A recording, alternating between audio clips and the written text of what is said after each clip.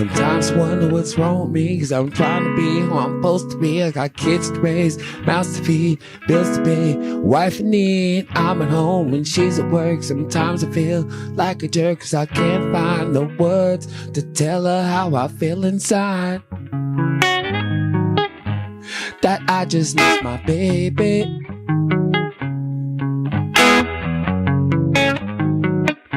Sometimes you drive me crazy.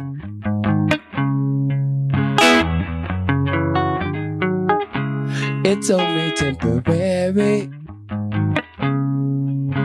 You know the time we smoked the pipe, the moment I looked your eyes, you know how I felt inside. It's Sunday, let's be lazy.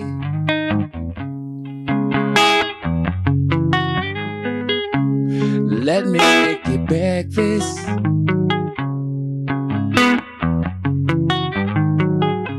Before we have a love fest.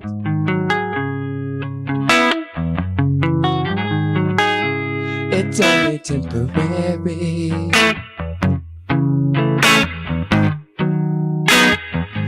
It's only temporary.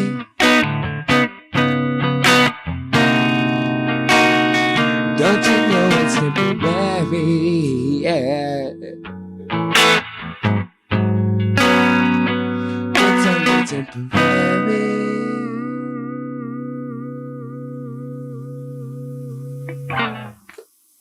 Well, all right. Jay Stone, everybody. That was awesome, bro. Mm-hmm. I was watching my cats walk by. I said, there's my feral cats. I only see them early in the morning. You know, I've got two feral cats. Okay. I don't know if you got any cats, but I've got two. Dude. Listen, wait. Okay. You got to hear about my cats. Bro. I mean, what's their names? Sasha. Okay. And Black and White. All right. All right. Because the reason why I say Sasha, because she just looks like she's a beautiful Siamese. Oh, wow. Feral cat in earth tone colors. Wow. Beautiful. That sounds nice. Beautiful cat. And then I have Black and White, who's just come along like, hey, man, I heard you got food. I go, oh, sure do. You remind me of the Michael Jackson song. I'm like, I really like your way of accepting me, though, cat. Uh-huh. Meaning this wild cat, just comes around and you can tell it's spaded. Because it's ear? The ear. Yeah. And I'm like, oh, you're one of my Sasha. Because I got Sasha spaded. So okay. She was creating too many little kids, you know? Wow. So he might be one of her children. No. Okay. I've seen the kids. All right. You know, I helped them get a family. So they didn't go through struggle. Hopefully they're not going through struggle. But so she's still around because of they usually move on. If you don't spade them, they move on. Okay. But if you spade them, for some oddball reason, they stick around. They stick around. Yeah. You picked her up and took her somewhere? Picked her up, took her to my buddy Jay's place. Well, Jay's daughter worked for a vet that were helping people out with cats. They helped me out and got my cat spaded. And so she's been here for about 2.5 years. So she don't come in the house. She's just your outside? She's an outside cat. Wow. Nobody comes inside because we can't have any cat hairs. Okay. I mean, I love cats, but you know, I've seen how cats will just jump on your countertop and so if you're in my food, that's a different thing. But listen, I give them a great house. I give them a lot of food every morning at about 5:30, 6 o'clock. If I look through the curtains, they're waiting because they know daddy feeds them all the time. What? So they look at me like cat daddy. Yeah. And they don't scratch up the screen door. They don't? No. Wow. She hits it. Patiently She hits it. If she hears me making hot water for my coffee, right, she hits it. Tap, tap, tap, tap, tap, tap, tap. Not, and you never see any indication of cats gone wild on my screen. Right. So, so they get food. And you know what? There was a time when I looked at it like, you should wake up extra early and put a camera outside. So at 5:30, you could catch that reaction. You know what I mean? And then that's a good call. And then you have one from the window. You know what I mean? Yeah, let's do that. Yeah, and next, that should be cool, man. You want to next week. I bet you don't. Listen, that's a cat story. Dude. Well, I got tons of cat stories. We got 5 cats. Really? Yeah, 5. That's a lot of cats. But we had more than that. We have 3 that maybe got eaten by coyotes because we live in the mountains. Mm-hmm. I can't even remember their names right now, but yeah, things happen when you live in the mountains. Wow, yeah, I could see. And one of them was Mousy. Mousy is from San Francisco, and when I lived in Oakland in 2012, so what is it, 2022? So he's 12, 11 years old or something. Yeah, 10 years old. Yeah. So when the fire happened, and where I live in Ben Lomond in Santa Cruz County, he disappeared because we had to evacuate our house. And I went to go live in my client's yard because I was doing caregiving at this time. This old guy who was like 99, 98. And we were living in his yard for 2 weeks. And we haven't saw Mousy. So once we got back after those 2 weeks, we didn't see Mousy. The chickens, we just let the chickens go around. All the chickens were still in the yard and, still doing their thing. And the firemen were actually feeding the chickens. I don't know if they're feeding Mousy, but he was underneath the neighbor's house for 2 years. And, they had to. Yeah, something was happening. So then my wife was talking to the neighbor one day, and she's like, "Hey, we got this girl cat, and she's really cute, and blah blah." So she went to go visit. Maybe the next day, and when the cat came out, she's like, "That's Mousy. That's not a girl." And and then she didn't take him home for some reason. I don't know why. But the next day I went over there and I just whistled because I have this whistle that I do. All my cats know this whistle. So he came out and I picked him up and brought him in the house, and he hasn't left inside the house. Didn't even want to go outside. That's something. You know what I mean? Yeah. To this day. Yeah. I could see that if I got away from my element like that, but that's amazing that a cat has that. That's almost like, don't get me wrong, it's far away from the subject. It's almost like watching the Planet of the Apes, and the Planet of the Apes say the human beings, they couldn't possibly talk. You know what I mean? Right. Cats are really smart. Cats are really smart. I have 2 cats that came from Tijuana that will just jump on my shoulders and we'll just walk around. And they sometimes they'll just like sleep next to me. If my wife is there, they won't come in the room. But when it's just me, they'll sleep next to me, and they like to get my scent. Like if they're under my arm or on my neck or something, and they'll rub their scent on me. And all of them do that to me. So I don't know. I might be a cat daddy too. And my cats run from me because they're ferals and they don't trust. You know what I mean? They probably I hear them out there. One of mine. These were feral cats too. Wait a minute. I'm not done with the Yeah. But how you fix that is when you get a chance to pet them on their neck and put your finger in their ears. Okay. And rub around in their ears on both of them. And then they'll start to smell themselves on you, and it's really, that's where you make the connection. I don't really want to make connections because today. Well, you already did because you feed them. You feed them every day. Well, what I'm saying is right now, I look forward to seeing them. I don't want to make any more connections towards them. I want them to not have to go away because I'm chasing them. So you don't want to pet them? Of course you do. Yeah. Of course you do. Yeah, I do. And I'm telling you how to do it. And it's not that they'll want to come in, but now you've got allies and you got friends that are guarding your circle, guarding your house. I noticed that. That's why I keep them around. I mean, there's no rodents. But now you got to pet them. My cat bought me 2 little baby mice yesterday, and my dog, Coco, who's a pit bull, saw the little baby mouse, and Coco is like a mama to every cat. She'll lick all my cats. So I got 5 cats. She'll lick them all like she's the mom, and they let her, and she'll all the cats will be all wet from a big ass pit bull. And so when she saw this little baby mouse on the ground, she started licking it. because she knew something was wrong. That they must smell death or something. So she started licking it, and then didn't respond. And then she just left it there. You know, so I took him and buried him and shit. Stressing me the fuck out. You know, but that's life. You know, it's all the circle. It's all the circle of life.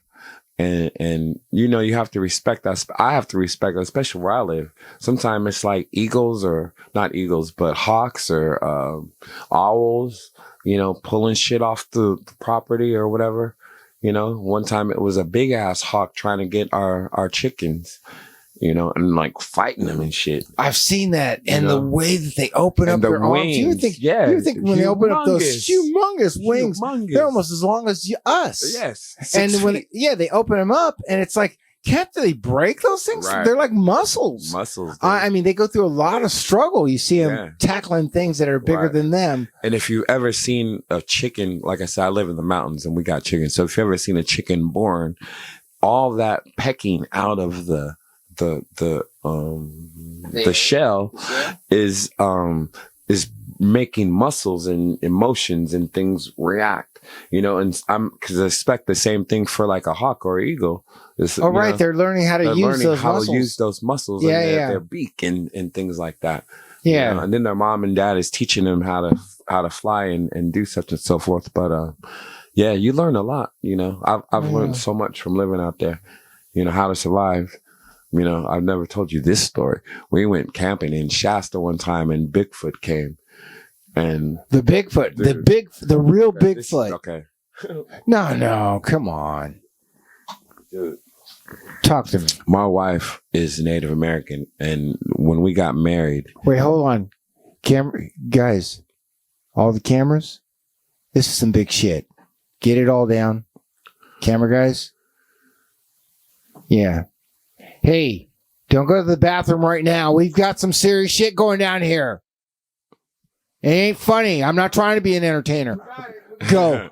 See. So let him talk about it. So my wife is Native American. We got married by Jack. All I know is his name is Jack from Michigan, and he came out here and married us. But you know, we keep in contact with him. And one day he told us that we need to go to Mount Shasta.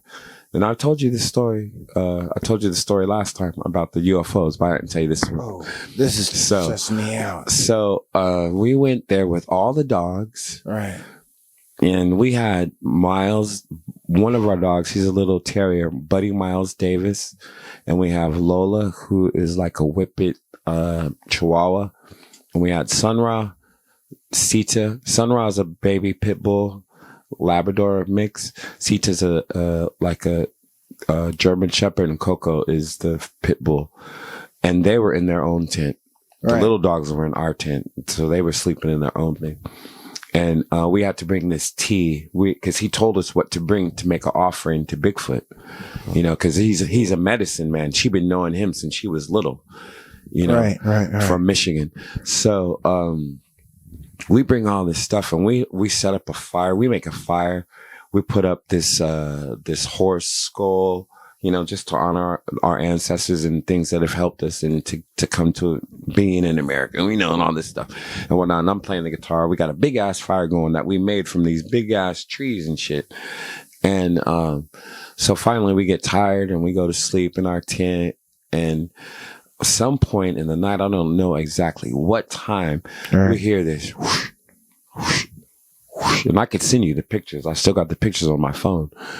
The dogs, they didn't make a sound because they could probably smell the presence of something, but they were the other dogs, the three big dogs in their tent.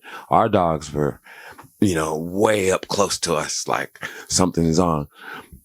But it was like so close to our tent. We can, you know how you can feel heat radiate off something? It was that. And we didn't dare look out the zipper, you know, but it was there. So when I woke up the next morning, you can see the impressions of these big feet. I could show you later, and then you can maybe put it into the video or something, you know, but it was incredible, man. These big ass feet, big, humongous. My mama And so all that was going on, and the dogs didn't make a sound. But when we first got there, and they went just running off. Yeah. You know, like I told you, all my animals know my special whistle, and they all came back whenever I called them back like that. But when this was going on, they was dead silent. You know, and you could hear this, and you could hear this type shit, and then. And you guys didn't want to go check? No. Yeah, I'm not trying to open that shit because I'm scared and intimidated at the same time. But when the next morning happened, when I came out, there was this little gift left for us. A little tiny, tiny, tiny gift. And it was a little finger puppet of a frog. I'll bring it next time. Right. It was just this. On a branch. Okay. And like I said, we built fire and ate dinner around this whole shit. And that wasn't there. And before he went to bed, we put some tea and shit over here. The tea wasn't gone in the morning. Right. You know, and it might have been messed with or whatever. Or it might have been checked on when we left. But that gift was left for us on this little branch like this. It was a big ass, you know, bush. Dude, and a little finger puppet of a green frog. I couldn't even make this up. It was right there. And I was, you know, I got up in the morning and looked around, and we was eating whatever we had. And I was like, what? Went over there and picked it off. It's at home still. I'll bring it next time. Yeah. You know? We're going to see a lot. So that's that story. That's the second part to that UFO story when I told you those big UFOs was in back of us. Right. You know? Right. So it wasn't the same time, but it's the same area. You know what I mean? The same area. Yeah, the same area. Yeah.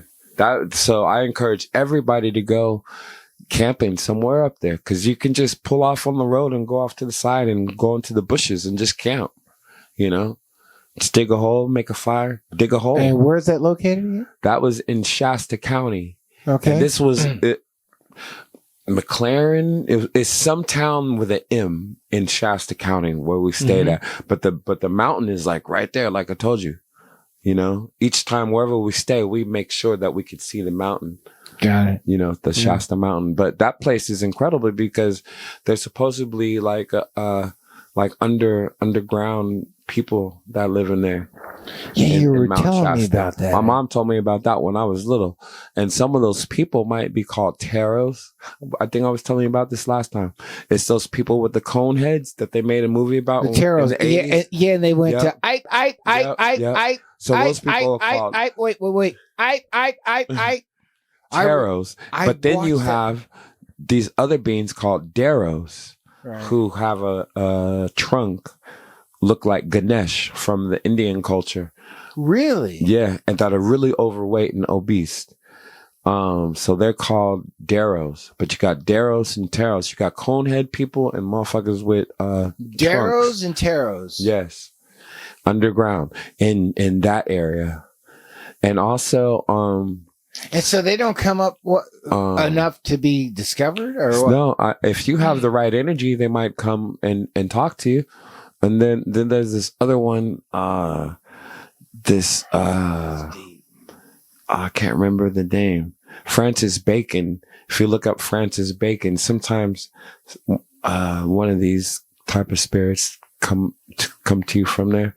But if you walk around an area, it's very spiritual and magical. I like what you said. If you have the right energy, they'll come up and talk to you, because that's what life is today out in the open with our people, just people in general. Yeah. If you have the right energy. And if you don't know that yet, you don't even know what the energy is. So you're still like, you know, scrambled. Right. And it's good to test the spirit, you know, and you can say certain things to certain people, and if they respond, then you know that, you know, you're in my tribe, so to speak. Yeah. You know what I mean? But if it's not, you could say some shit and if they'd be like, oh shit, that's gross.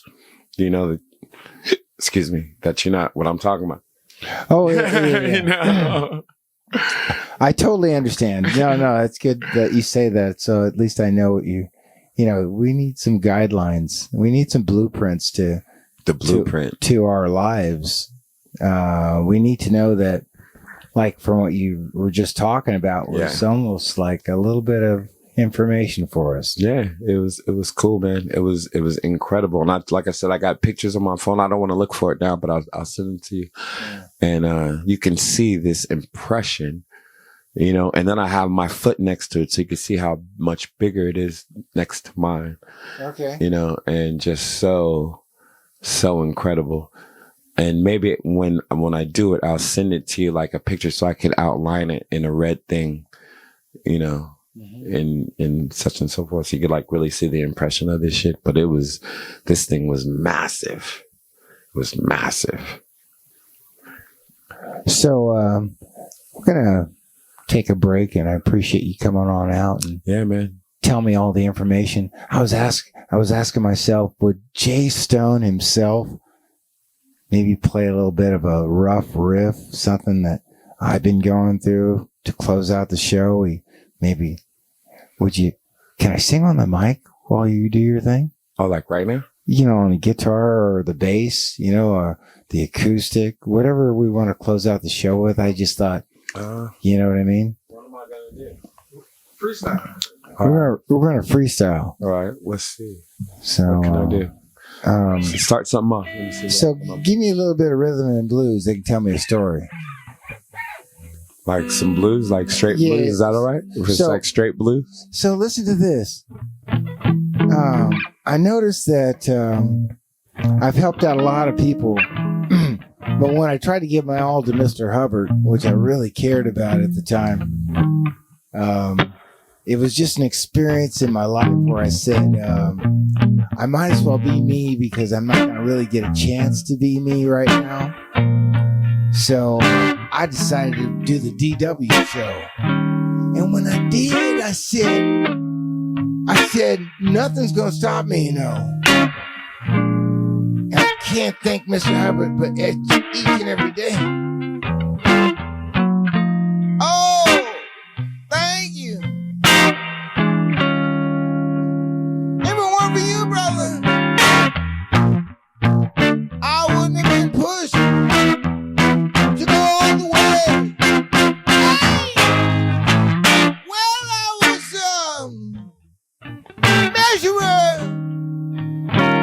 Extraordinaire.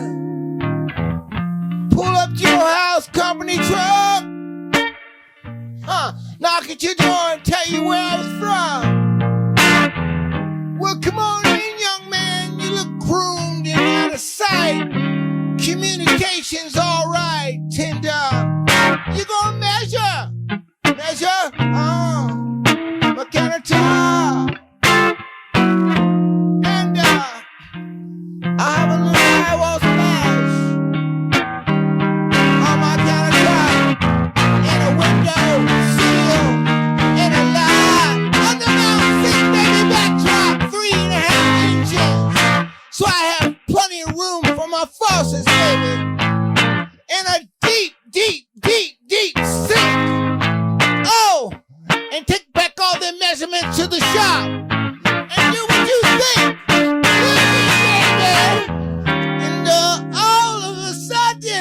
Navigators all over the place, manifesting the beauty of that granite countertop place. Delivery installation going down just like you want it to be. And that's what I did, you see.